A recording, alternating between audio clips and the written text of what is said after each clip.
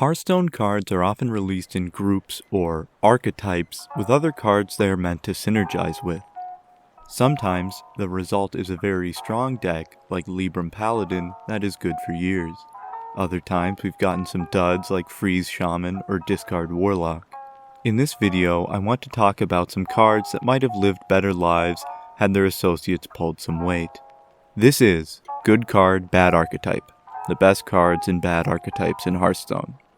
There are a ton of Warlock cards that could go here, like Cabal Outfitter or Sacrificial Summoner. I decided on these two as they were both pretty clearly released as part of an original archetype. Bloodshard Bristleback is a 3-mana 3/3 rare Warlock Quillbore with the effect Lifesteal and Battlecry.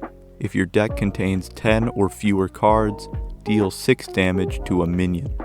In Knights of the Frozen Throne, this card might have just been a 3/3 lifesteal, full stop. That is a really good card. Against aggro, I suspect that this will often be the right choice. This card is a great payoff for the self-mill Warlock built around the incomparable Niru Fireblade that includes the unassailable Altar of Fire card. This card can be very strong in normal Warlock strategies. With a reasonable amount of card draw, you can pretty regularly get your deck down to 10 cards. This card then becomes an unholy combination of Drained Soul, Unstable Shadow Blast, and Acolyte of Agony that swings the board and provides even more healing for Warlock. The only problem is it has just about one other good card that goes with the strategy, and that is Soul Rend is a 4-mana rare Warlock Shadow spell with the effect deal 5 damage to all minions. Destroy a card in your deck for each killed. An incredibly strong defensive tool against aggro and mid-range, the best way to think of the cost of this card is that there essentially is none unless the game goes to fatigue.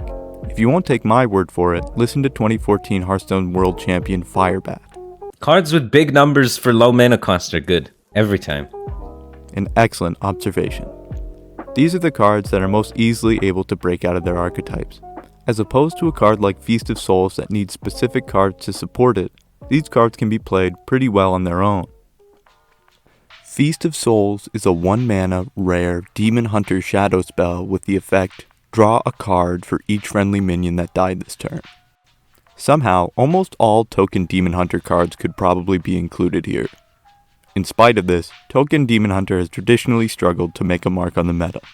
There is no limit on this card. If you want to play expendable performers and then 2 of these to draw 28 cards, go ahead.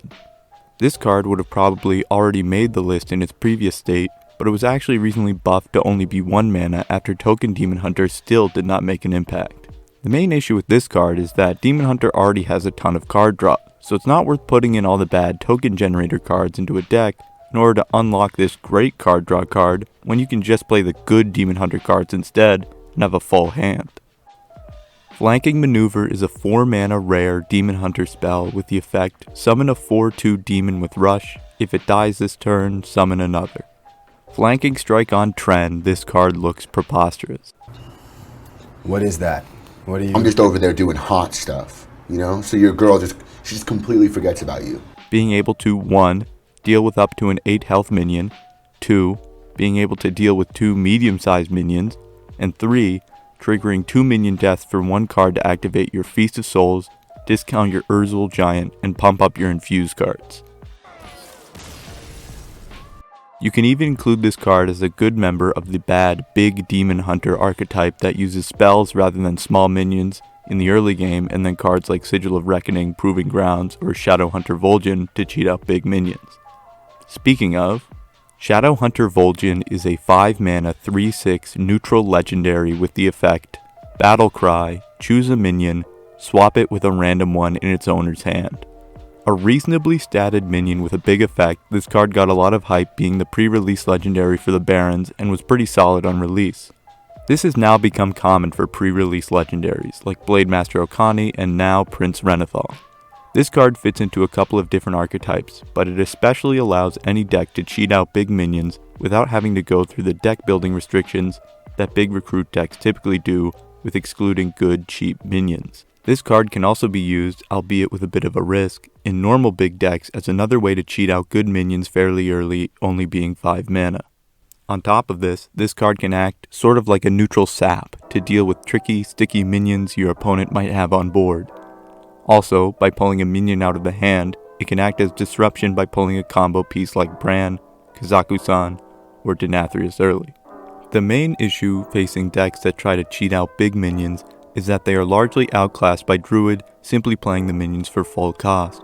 Why build your deck around cheating out a single 10 drop when Druid can simply ramp and then play 2 in a turn?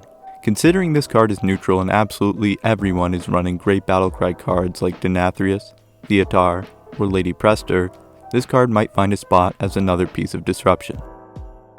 Swift Scale Trickster is a 4-mana 2/2 rogue Naga with the effect Battlecry. Your next spell this turn costs 0. Probably the poster boy for this type of good card, bad archetype, this card is balanced around the fact that Rogue has no good big spells, naturally, in its class.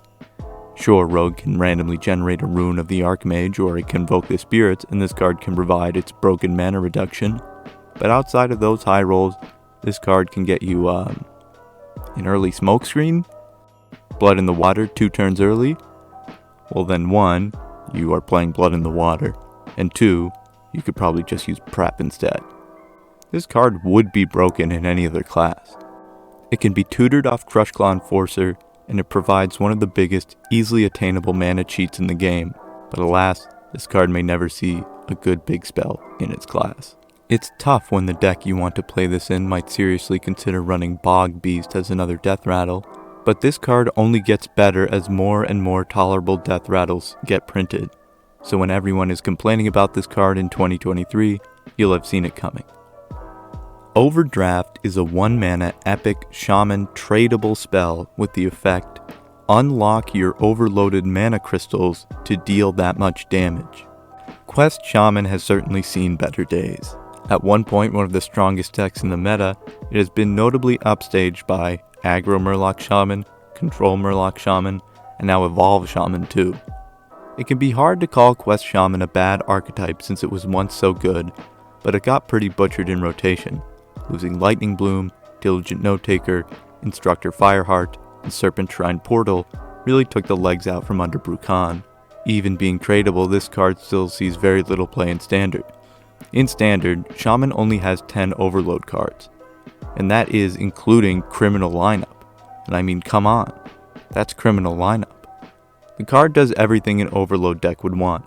It doesn't clog your hand when you are not overloaded since you can just trade it away, and it can both refund you after what should be a very costly Overload turn, and it can close out games with its reach because yes, this card can go face. Investment Opportunity is a 1-mana common Shaman spell with the effect draw an Overload card. For some reason, this is one of my favorite cards of all time. What was definitely intended to be part of the questline Shaman archetype, this card can actually provide a lot of consistency for a class that has been historically weak at card draw. Being able to pull out Canal Slogger or Command of Neptulon can put those legs back under Brukan, just maybe a little weaker.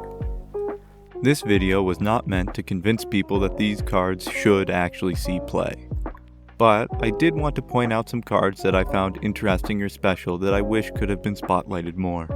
As a matter of fact, the main purpose of this video was to provide people with some nice content to nap to. Hope you all enjoyed. Take it easy.